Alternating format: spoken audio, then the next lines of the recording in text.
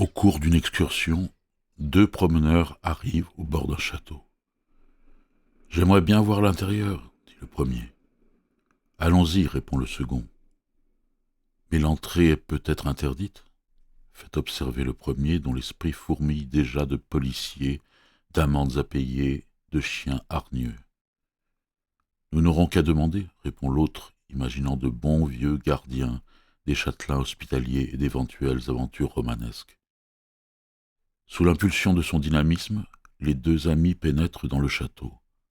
Une fois à l'intérieur, ô surprise, le château a été transformé en bibliothèque où de nombreux manuscrits sont exposés.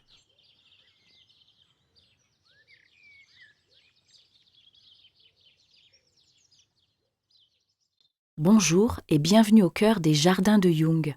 Je suis Rachel Silvius.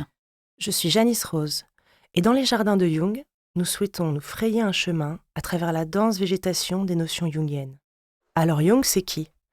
Carl Gustav Jung, c'est ce médecin psychiatre et psychanalyste suisse qui est un collègue de Sigmund Freud et qui va fonder la psychologie analytique ou psychologie des profondeurs. Aujourd'hui, nous allons pousser la grille du premier jardin de Jung et partir à la recherche de ce que le psychanalyste suisse avait nommé en 1921 les types psychologiques et plus particulièrement l'introversion et l'extraversion. Oui, c'est le but un petit peu de ce jardin-là. On va donc tourner et retourner autour de ces deux notions pour s'approcher de leur essence. Et Jung les avait décrits comme deux aspects de la conscience et il avait eu le bonheur de nous les livrer sous forme d'analyse critique avec de nombreux exemples et également sous la forme de la bulle narrative que vous venez d'entendre en ouverture. Alors, on a tous entendu parler d'introversion et d'extraversion, n'est-ce pas ? À l'heure actuelle, tout le monde s'empare de ces notions et on va voir si vos définitions correspondent à ce que Jung avait formulé. Alors moi, je vous propose, pour commencer déjà, un petit passage vers l'étymologie de ces deux mots. Ils ont une origine commune, le verbe latin vertere, qui veut dire tourner, et pour extraversion, on a le préfixe extra, qui veut dire à l'extérieur. Pour introversion, le préfixe intra, qui veut dire à l'intérieur. Donc, extraversion, tourner vers l'extérieur, introversion, tourner vers l'intérieur. Donc si on veut appliquer ces définitions à nos deux promeneurs, on voit qu'au début de l'excursion, ils cheminent ensemble en parfaite harmonie, chacun en accord avec son naturel, on pourrait dire en parfaite symbiose. Et lorsqu'apparaît le château, chacun y réagit à sa façon, et un dialogue s'anime. On voit d'un côté une méfiance du premier promeneur, lorsqu'il dit « Mais l'entrée peut être interdite ?» Et cette méfiance est compensée par une confiance du second promeneur. « Nous n'aurons qu'à demander ?» On a ensuite une amorce de ce qui se passe au niveau inconscient pour les deux amis. Avec des fantasmes de répression pour le premier promeneur, il imagine des policiers, des amendes à payer, des chiens hargneux, et des images de facilitation pour le second. Lui, il voit de bons vieux gardiens, des châtelains hospitaliers et d'éventuelles aventures romanesques. Oui, on aurait donc dans ces prémices une tendance introvertie dont le désir initial de découverte serait quand même accompagné d'une forme d'appréhension du monde réel, tandis que la tendance inverse, la tendance extravertie, prendrait les devants, plutôt certaine de l'aubaine qui se présente à elle.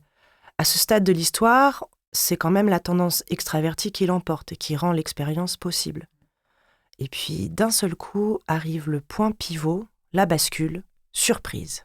Le château, qui les fascinait tant, a été transformé en bibliothèque où de nombreux manuscrits sont exposés. Et maintenant, on va vous proposer la seconde partie de la bulle narrative et on va voir ce qui arrive aux promeneurs une fois qu'ils sont à l'intérieur du château. À peine les aperçoit-il que le promeneur est fasciné, comme transporté. Plongé dans la contemplation de ces trésors, il s'exprime en termes enthousiastes, lui d'habitude si réservé, timide et méfiant. Il va jusqu'à engager une conversation avec le gardien pour obtenir le plus d'informations possible. Ne parvenant pas à étancher entièrement sa soif de découverte, Le promeneur demande à voir le conservateur. Soudain, les objets se sont chargés pour lui d'un éclat séduisant et le monde a revêtu un visage familier. Quant au second promeneur, la vue des manuscrits le déçoit immédiatement. L'ennui le saisit, il bâille et bientôt peste contre la promenade gâchée. Pour lui, l'aventure a pris fin, son humeur s'assombrit. Par association d'idées, il passe des manuscrits à l'université, puis aux études et aux redoutables examens. Tout ce qu'il déteste. Peu à peu, un voile sombre tombe sur ce château, converti en musée. Donc ce qui m'intéresse, moi, dans ce passage, c'est qu'on chemine de l'extérieur vers l'intérieur du château. On est à ce moment seuil de découverte. Et c'est là que les deux tendances se distinguent franchement et s'opposent. On pourrait introduire le terme de polarisation à ce moment du récit. Une polarisation, c'est quoi? C'est quand on focalise quelque chose, on fixe son attention particulièrement sur quelque chose. Et là, on a une polarisation du sentiment. L'introverti, lui, va se passionner pour les manuscrits, qui le ramènent à l'intériorité et à la subjectivité, tandis que son compagnon extraverti, qui était avide de rencontres, rappelez-vous, d'aventures, de stimulation extérieure, va tomber dans l'ennui. On pourrait presque dire qu'à la puissance d'attraction de l'un va correspondre la force de répulsion de l'autre, comme des aimants qui se repoussent. Et c'est ce qui donne l'idée d'un renversement des valeurs, avec celui qui était méfiant au départ, qui devient complètement enthousiaste et leader, et celui qui avait initié l'aventure se trouve fort dépourvu et bougon. Et si on reprend la terminologie jungienne, on a l'impression que l'introverti est devenu extraverti, et à l'inverse que l'extraverti est devenu introverti. Mais Jung nous prévient, il nous dit en substance que c'est pas aussi simple que ça. Il explique l'extraversion de l'introverti est différente de l'extraversion de l'extraverti. Et à l'opposé, l'introversion de l'extraverti sera différente de l'introversion de l'introverti. Oui, alors là, on est un peu sur un casse-tête théorique. Comment on peut s'approprier un petit peu ça? On peut dire que l'introverti gagne en initiative et il va dépasser sa timidité parce que son intérêt est stimulé par l'objet extérieur, en l'occurrence les manuscrits.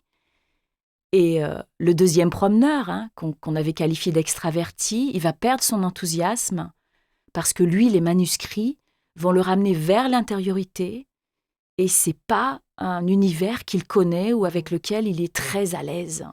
Donc il va avoir des idées noires et ça va pas aller du tout pour lui.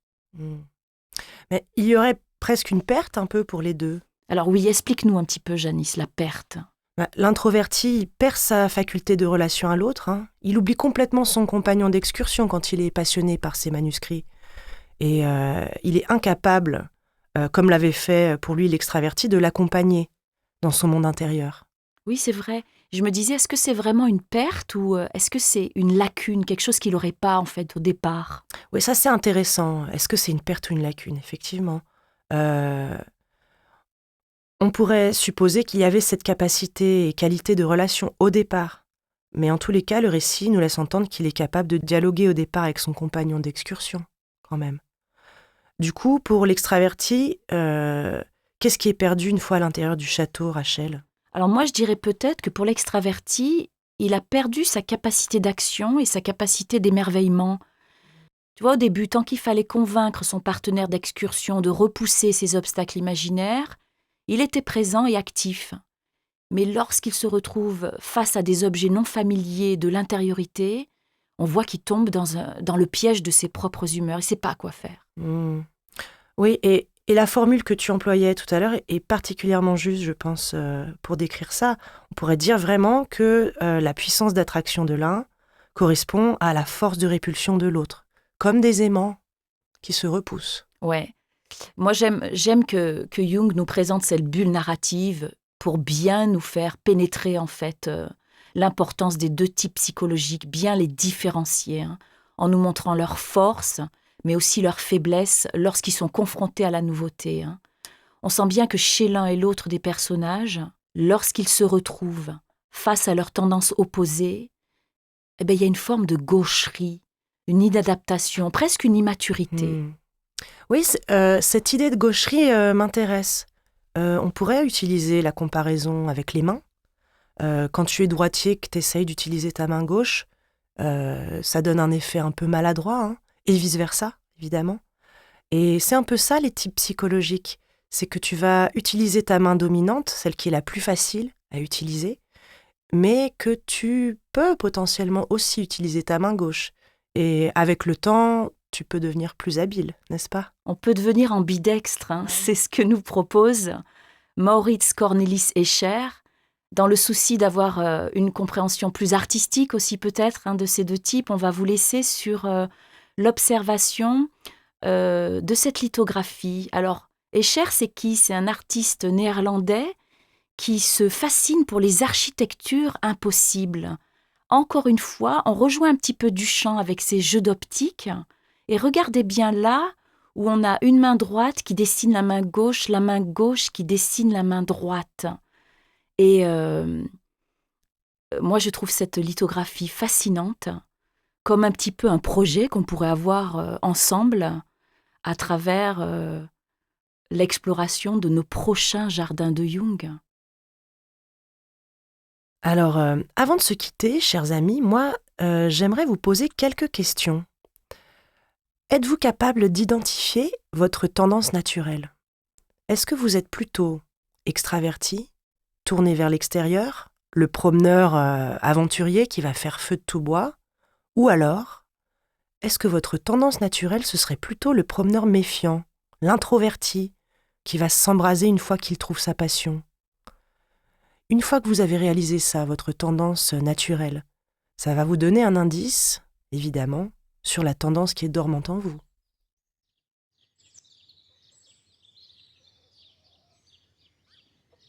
À tout de suite pour le second jardin.